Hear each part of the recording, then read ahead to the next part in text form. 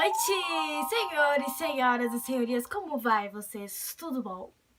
Meu nome é Esté e esse aqui é o melhor canal das atualidades, o canalzão da Esté.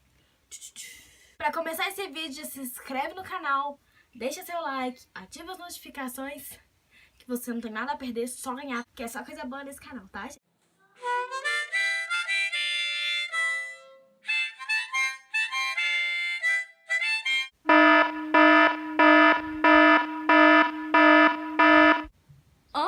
Maceió, Furdúncio, Maracanã, Coque.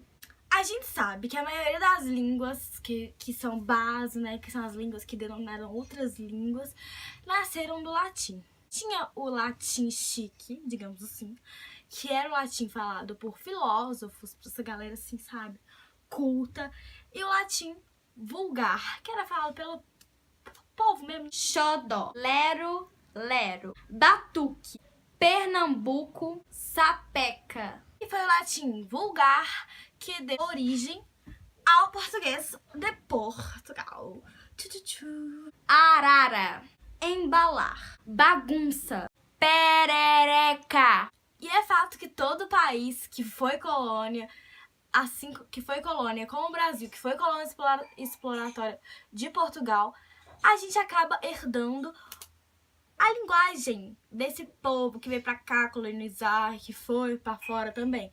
Como, por exemplo, os Estados Unidos, que fala o inglês original.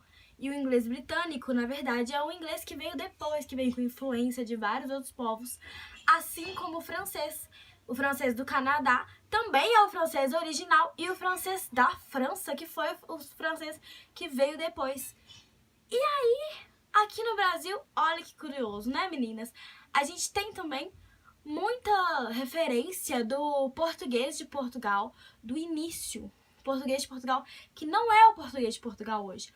Como, por exemplo, a troca do L por R, planta, ao invés de planta. O próprio Camões registrou essa troca em Os Lusíadas. Frauta ao invés de flauta, sabe? Quiabo, guimba, camundongo, zoeira, babaca. E o cantor e compositor, dono do meu coração, Adoniran Barbosa, também fez esse registro em várias composições dele. Enfrechada no teu olhar, ao invés de flechada. Senzala, paçoca, chuchu, Iguaçu, Morumbi.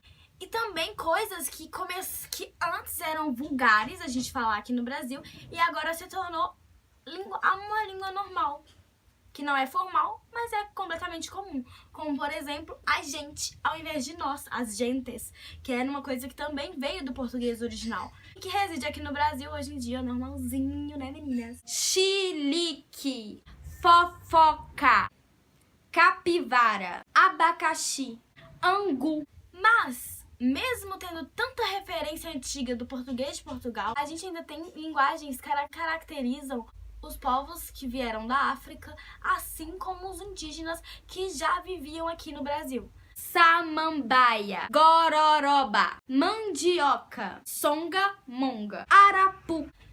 Que mesmo sendo de tribos e de países diferentes, tem cada pedacinho daquele povo que veio todo mundo muito misturado, ninguém falava a mesma língua. E aí mesmo assim, eles foram deixando resquícios, foram deixando bagagens, foram deixando palavras deles aqui no nosso português, que são palavras completamente comuns pra gente. No português de Portugal, quando tem um filho mais novo, esse filho é chamado de Benjamin. A gente usa caçula, que é uma palavra afro-brasileira. Ui, que chique! Gandaia, larica, tribufu, caçula, dengo. E é fato também que vieram povos de muitos outros países. Veio povo, aquela parte da Itália, veio povo árabe, veio muçulmano, veio gente de tudo quanto é jeito.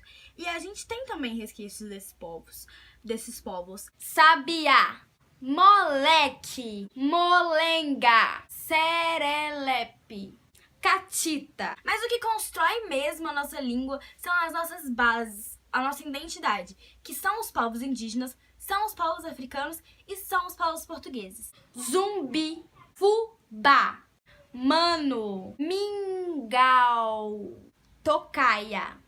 E notando todas essas palavras que a gente tem, vocês conseguem perceber que muitas das palavras afro-brasileiras são consideradas palavras pejorativas, como por exemplo, larica, que é uma palavra comum, é uma palavra que você consegue achar no dicionário, mas é uma palavra pejorativa. Farofa, açaí, muvuca, quitute, nenê, lambança. Por que será que as palavras que mais tem no nosso cotidiano de indígenas são nome de bicho e de lugar? Por que será que por mais que embalar seja uma palavra afro-brasileira, que todo mundo usa, sem nem saber que é afro-brasileira, não é pejorativo, mas lero-lero é. O preconceito linguístico no nosso país é altíssimo e ele sempre ataca as minorias. Odeio essa palavra minoria, mas a gente tem que usar ela pra você se situar onde a gente tá. Piranha, pamonha, baba, maluco, cupim. Até na nossa língua brasileira é uma luta constante de classe e de raça. São as pessoas com dinheiro que decidem o que é culto falar, o que não é. Gambá, tucano, lenga-lenga, mochila, Ipanema. Por que será que a gente transformou tanta palavra dos nossos ancestrais em palavras marginalizadas? Hein? Por que zoeira é uma palavra marginalizada? Cafofo. E por que as palavras que não são gírias a gente não lembra de onde elas realmente vieram? Como, por exemplo, mochila. Quando a gente compra mochila, a gente não sabe de onde vem mochila. E a gente sempre acha que todas as palavras do nosso vocabulário que são comuns são palavras do típico português. Mas não é verdade, né, meninas? Cafofo, pipoca, giló, Amanda, Sapucaí. Infelizmente, o nosso português brasileiro não pode ser considerado uma língua separada, uma língua sozinha, até que a gente não entenda nada do português nativo de Portugal. Enquanto a gente entende mais ou menos o que eles dizem, é considerado ainda português. Alguns linguistas, algumas pessoas que pesquisam sobre língua, elas têm a noção de que provavelmente vai demorar ainda uns 200 anos para o português brasileiro se tornar uma língua completamente brasileira, completamente independente, graças a Deus. Cafuné, jararaca, tanga, Copacabana, bunda. Comecem a usar mais, sem dó nem piedade, essas palavras, dentre outras. Eu não consigo colocar todas aqui, mas pesquisem mesmo. Estude as palavras para saber de onde veio o nosso português brasileiro. Porque ele não veio só de Portugal e não é justo ele chamar português. Impala, tagarela, calango, pinga, carioca. Então eu queria deixar hoje essa reflexão para vocês. Por que tanta palavra do nosso cotidiano é considerada marginalizada e considerada gíria, se são apenas palavras que os nossos ancestrais deixaram pra gente? De tantas palavras indígenas que deixaram pra gente, por que a maioria delas que a gente conhece é nome de bicho e de cidade?